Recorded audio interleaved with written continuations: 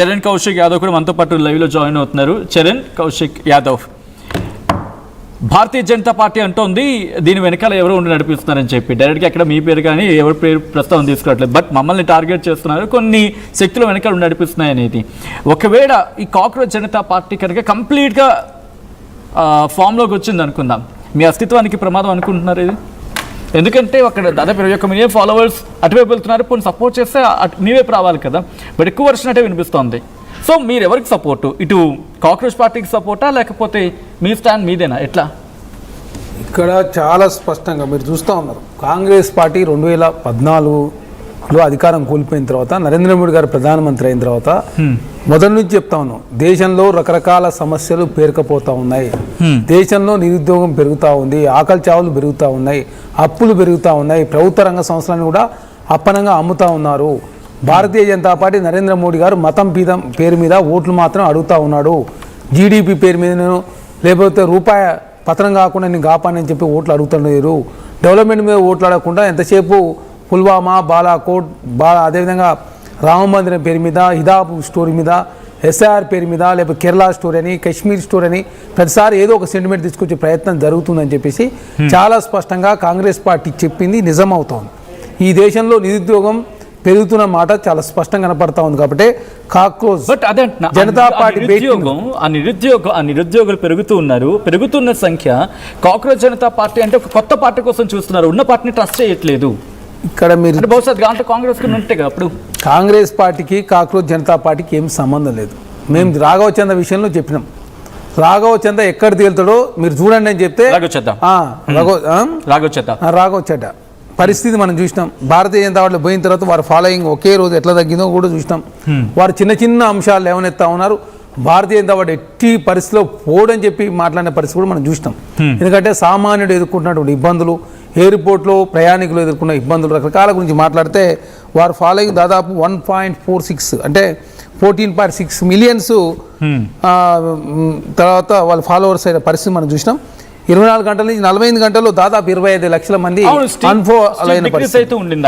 1.2 ట్విట్టర్లో కూడా 10 లక్షల మంది కోల్పోయిన పరిస్థితి మనం చూసినాం. సేమ్ ఇక్కడ కూడా ఇప్పుడు దేశంలో ₹3.90 పెట్రోల్ డీజిల్ రేటు పెరిగింది.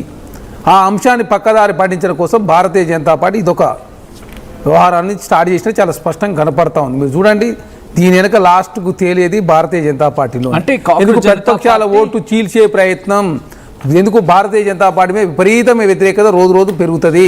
పెరిగిన ఓటు, అందరి ఓటు ఒకే పార్టీ పడకుండా మనం చూసినాం. పశ్చిమ బెంగాల్ ఏం జరిగింది, కాంగ్రెస్ పార్టీ 4%, సిపిఎం పార్టీకి 5% వచ్చినాయి, మమతా గారికి 4% వచ్చినాయి. చెప్తా ఉన్నా, అదే ప్రతిపక్షాల ఓటు పీల్చే ప్రయత్నం కూడా జరుగుతుంది. ఇప్పుడు కాక్రోచ్ జనతా పార్టీ అంటారు, దాన్ని విమర్శిస్తారు, తర్వాత దాంతో కూడా కలిసిపోయే పరిస్థితి కూడా మనం చూసినాం చాలా సందర్భాల్లో. కాబట్టి ఇంకోటి కూడా చెప్తాం, ఆమ్ ఆద్మీ పార్టీలో పనిచేసినటువంటి ఒక సోషల్ యాక్టివిస్ట్ తను ఏం చెప్తాను, నిరుద్యోగి ఉండాలి, నిత్యం ఆన్లైన్లో గడపాలని చెప్పేసి పెట్టారు. దాన్ని భారతీయ జనతా పార్టీ కేంద్రంలో ఇప్పుడు చూస్తున్నాం, దాన్ని బ్లాక్ చేసినట్టు, దాని మీద విమర్శలు ఉన్నట్టు, దీన్ని మేమే చేస్తున్నట్టు చెప్పి ఇప్పుడు చూడండి అన్ని ఇష్యూస్ పక్కపోయినాయి. పెట్రోల్ డీజిల్ ఇవన్నీ పక్కకు ఏకంగా కాక్రోచ్ జనతా పార్టీ గురించి మనం చర్చ చేసింది. అదే కాదు, జనతా అంటే ఏంది, ప్రజల సమూహం, హిందీ మూలాలు ఉన్నటువంటి వర్డ్. అదే కాకుండా గుంపు అని చెప్పి అంటారు. జనతా పార్టీ ఏమన్నా భారతీయ జనతా పార్టీ పేటెంట్ కాదు కదా. జనసంఘ వచ్చింది, జనతా పార్టీ చాలా ఉన్నాయి, ఎల్జేపీ లాంటివి ఎన్ని ఉన్నాయి, అన్ని చాలా పార్టీలకు జనతా పార్టీ ఉంది కదా. జనతా పార్టీ దేనికి లేదు, ప్రతి దానికి జనతా ఉంటుంది. జనతా దళ్ కావచ్చు, జనతాలు బట్ వచ్చిన పేరుతో అంటే కాక్రోచ్ జనతా పార్టీ పుట్టిన తర్వాత లేకపోతే అది వచ్చిన తర్వాత అది మీకేమైనా ఇబ్బంది పెట్టిన అనేది క్వశ్చన్ వచ్చినా మీరు కాదన్నారు ఒకసారి. కాకపోతే ఇబ్బంది కాదు చెప్తున్నాం, మాకు ఇబ్బంది అంటే ప్రతిపక్షాల ఓటు తీర్చే ప్రయత్నం భారతీయ జనతా పార్టీ రూపంలో చేస్తుందని చెప్తా ఉన్నా. ఇట్లాంటి పరిస్థితి క్రియేట్ చేసినా ఆశ్చర్యపడాల్సిన అవసరం లేదు. ఆఫ్టర్ మళ్ళీ ఎలక్షన్ తర్వాత మళ్ళీ ఇప్పుడు ఎందుకంటే మనం చూస్తా ఉన్నాం, రాఘవ వచ్చాడని ఎవరైనా అనుకున్నారా? ఎక్కడ తేలిండు లాస్ట్ ఇయర్ చూస్తే అక్కడ. ఎక్కడ ఎందుకోసం పంజాబ్ ఎలక్షన్లో మళ్ళీ అతను వాడుకోవాలా? అరే ఏకంగా ఈడీ సిబిఐని వాడి లాస్ట్కు ఒక మెంబర్కు ఇంటికాడ ఈడీ సిబిఐ ఉంటేనే కదా తను కూడా మెర్జికి సంతకం పెట్టిన పరిస్థితి మనం చూసినాం. కాబట్టి భారతీయ జనతా పార్టీ ఏది చేసిన జిమ్మిక్కులన్నీ కూడా వాళ్ళు చేసి ఇష్యూని డైవర్ట్ చేయడం కోసం కాక్రోచ్ జనతా పార్టీ కాదు, ఇంకా రకరకాల పార్టీలు తీసుకొచ్చినా ఆశ్చర్యం లేదు. ఒకసారి కోటేశ్వర దగ్గరికి వెళ్ళే ప్రయత్నం చేస్తున్నాను. కోటేశ్వర గారు, కొన్నేళ్ల నుంచి మీరు ఈ పాలిటిక్స్ని చూస్తూ ఉన్నారు. పార్టీలు రోజుకోటి పుట్టుకొస్తూ ఉంటాయి, ఆ తర్వాత కనుమరుగైపోతూ ఉంటాయి. పెద్ద వాళ్ళు పెట్టిన పార్టీలు కూడా కొన్నేళ్ల పాటు నడిచి వెళ్ళిపోతుంటాయి. కానీ ఇప్పుడు జెన్ జీ నుంచి వచ్చిన ఈ కొత్త పార్టీ ఇది జస్ట్ సోషల్ మీడియా వరకే పరిమితం అయ్యే అవకాశం కనిపిస్తుందా? ఇది గ్రౌండ్ లెవెల్ వరకు వెళ్ళే అవకాశం ఉందా? వేడి నుంచి పుట్టుకొచ్చినట్టు అనుకోవాలా? ఎలా చూడాలండి? సోషల్ మీడియాలో ఇంత ప్రాచుర్యం పొందింది, ఇంత ఆదరణ ఉండింది కనుక మరి నేపాల్లో మాదిరి యువతి యువకులు అక్కడ కొత్త పార్టీని పెట్టి అధికారానికి వచ్చినటువంటి తీరుని మనం చూసాం. అవును, అదే అనేక దేశాల్లో యువత అనేటువంటిది రకరకాల పద్ధతుల్లో వచ్చింది. మరి ఇక్కడ కూడా అలాంటి మూవ్ ఏమన్నా ఉంటుందా లేదా అనేటువంటిది మనం అప్పుడే చెప్పలేదు. ఇక్కడ నా అభిప్రాయం ఏంటంటే మన బీజేపీ మిత్రుడు బొద్దింకల్ కాంగ్రెస్ అని పెట్టుకోవచ్చు కదా, లేకపోతే ఫలానా విధంగా పెట్టుకోవచ్చు కదా అనేటువంటిది మాట్లాడారు. అనేటువంటిది బీజేపీకి ఏమీ అదేం పేటెంట్ కాదు. అంతకుముందు జనసంఘాన్ని ఎందుకు పేరు మార్చుకున్నారు? మళ్ళా జనసంఘాన్ని పునరుద్ధరించవచ్చు కదా. జనతా పార్టీ నుంచి మరి కాపీ కొట్టారు కదా వాళ్ళు. అందుకని ఎవరై పార్టీ పేరు పెట్టుకోవాలనేటువంటిది కూడా నిర్దేశించే స్థితికి ఆ విధమైనటువంటి మైండ్ సెట్ లో వాళ్ళు ఉన్నారనేటువంటిది మనకి కనిపిస్తా ఉంది. అది నడిచేది కాదనేది గమనించాలి. ఇక్కడ ఈ ఉద్యమం ఏమవుతుంది? ఇది పాల పొంగులాగా చల్లారుతుందా, లేకపోతే ఇది ఒక సెటైరికల్ వ్యంగ్యాస్త్రం కూడా మామూలు వ్యవహారం ఏం కాదు కదా. రాజకీయాల్లో కావచ్చు, లేకపోతే సాహిత్యంలో కావచ్చు, వ్యంగ్యం అనేటువంటిది ఒక ప్రముఖమైనటువంటి పాత్ర మన సమాజంలో. వ్యంగ్యం అనేటువంటి దానికి కూడా ఉంది. నేను వ్యంగ్యం అనేటువంటిది ఎందుకు వచ్చింది అంటే, ఇటీవలి కాలంలో నరేంద్ర మోడీ గారు అధికారానికి వచ్చినటువంటి కొత్తలో కావచ్చు, లేదా ఒక సంవత్సరం క్రితం వరకు కూడా మోడీ గారి మీద ఏవైనా రీల్స్ చేయాలన్నా, లేకపోతే ఏవైనా సెటైర్స్ వేయాలన్నా కానీ జనం భయపడేవాళ్ళు, చేసేవాళ్ళు కాదు. ఎందుకంటే ఏ కేసులు వస్తాయో ఏమిటది. కానీ గడిచినటువంటి 3 నెలలుగా, అంటే ఇరాన్ సంక్షోభం వచ్చిన తర్వాత ఎన్ని రీల్స్, ఎన్ని అపహాస్యం చేసేటువంటి మోడీ విధానాలని, మోడీని అపహాస్యం చేసేటువంటి వాళ్ళు వేల మంది చేస్తున్నారు. ఎందుకు చేస్తున్నారు అంటే దాని అర్థం ఏంటంటే, నరేంద్ర మోడీ గారి వైఫల్యాలు లేదా ప్రభుత్వ వైఫల్యాలు అనేటువంటివి స్పష్టంగా కనిపిస్తున్న తర్వాత ధైర్యం వచ్చింది. ఏం చేస్తారు? కేసులే కదా పెడతారు, పెట్టుకునేవాళ్ళు ఎంతమంది మీద కేసులు పెడతారు అనేటువంటి ఒక ధైర్యం. అందుకని మారినటువంటి పరిస్థితుల్ని ఇది బీజేపీ అయినా, కాంగ్రెస్ అయినా, మరొక ప్రాంతీయ పార్టీ అయినా కానీ దీని నుంచి గుణపాఠాలు తీసుకోవాల్సినటువంటి అవసరం ఉందనేది నా అభిప్రాయం. ఎందుకు అంటే నిరుద్యోగుల గురించి ఇక్కడ అంశం వచ్చింది కదా, ఒకసారి ప్రస్తావించే ప్రయత్నం చేస్తున్నాను. అంటే నిరుద్యోగుల నుంచి ఎక్కువ పెద్ద ఎత్తున ఇక్కడ రెస్పాన్స్ వస్తూ ఉంది.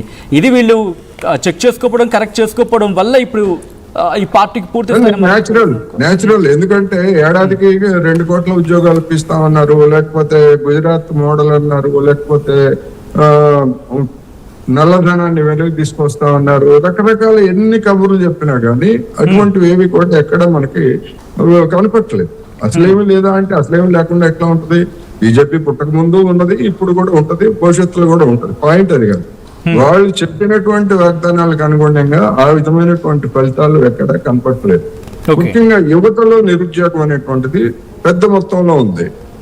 కేంద్ర ప్రభుత్వం ఏం చెప్తుంది? మొత్తంగా నిరుద్యోగం, అన్ని వయసుల వారిలో ఉన్నటువంటి నిరుద్యోగం గురించి ఇదిగో ఇంతే కదా, మిగతా దేశాలతో పోలిస్తే ఇంతే కదా అంటే చెప్పదు. కానీ యువతలో నిరుద్యోగం అనేటువంటిది ఎప్పుడైనా కూడా ఫ్లేర్ అప్ అయ్యేటువంటి పాయింట్ అక్కడ. అందుకని ఈ సూర్యకాంత మన చీఫ్ జస్టిస్ గారు ఆయన ఇష్టం వచ్చినట్టు కామెంట్ చేయడం ఇదే మొదటిసారి కాదు. న్యాయ వ్యవస్థలో ఉన్నటువంటి న్యాయమూర్తులకు కూడా కొన్ని పద్ధతులు, ప్రవర్తనలు ఉంటాయి. ఇప్పుడు వాళ్ళు చేసేటువంటి కామెంట్స్ తోటి మీడియాలో అనేక మంది హైకోర్టులో చేసిన వాళ్ళు కావచ్చు, సుప్రీంకోర్టులో గతంలో ఆయన కంటే ముందు చేసినటువంటి వాళ్ళు కావచ్చు, మీడియాలో ఫోకస్ వచ్చింది. ఈ చీఫ్ జస్టిస్ ఫిబ్రవరి నెలలో అనుకుంటాను ఒక డొమెస్టిక్ వర్కర్స్ యూనియన్ వాళ్ళు మినిమం వేతనాలు చెల్లించాలి అనేటువంటి కేసు ఆయన ముందుకు వచ్చినప్పుడు ఈ లేబర్ యూనియన్లు, లేబర్లు వీళ్ళందరూ కూడా దేశాన్ని నాశనం చేస్తున్నారు, పరిశ్రమలు రానివ్వట్లేదు అనేటువంటి కామెంట్ చేశారు. మనం దాన్ని మర్చిపోకూడదు. అప్పుడు కార్మిక సంఘాలన్నీ కూడా ఆ వ్యాఖ్యల పట్ల తీవ్రమైనటువంటి నిరసన వ్యక్తం చేశాయి. అయితే మరి కార్మిక వర్గం నుంచి అటువంటి వ్యతిరేకత ఇప్పుడు మాదిరి ఎందుకు రాలేదు అని ఎవరైనా అనుకోవచ్చు. యూత్ కార్మిక వర్గం వేరు, యూత్ లో కూడా ఎవరైనా ఒక స్పార్క్, ఇప్పుడు అభిజిత్ దీప్తి అనే అతను ఒక స్పార్క్ రగిలించాడు.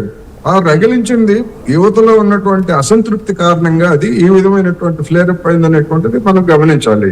అందుకని ఎప్పుడు ఏం జరుగుతుందో ఎటువంటి పరిణామాలు వస్తాయనేటువంటిది మనకు తెలియదు. అంటే ఇక్కడ మీరు అన్నప్పుడు నాకు ఒక పాయింట్ గుర్తొస్తుంది కోటేశ్వరరావు గారు. శ్రీలంకలో పరిస్థితి చూసాం, మీరు అంటే నేపాల్ పరిస్థితి చూసాం. ఇదే క్వశ్చన్ రైస్ అయిన తర్వాత ఇదే అభిజిత్ దీప్కేని నేషనల్ మీడియా క్వశ్చన్ చేసింది.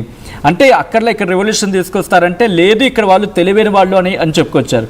సో దట్స్ వాట్, అంటే ఇక్కడ రెవల్యూషన్ అంత ఫేస్గా ఉండకపోవచ్చు, బట్ రెవల్యూషన్ అయితే స్టార్ట్ అయింది, అర్థం చేసుకోకపోతే పెను ప్రమాదం.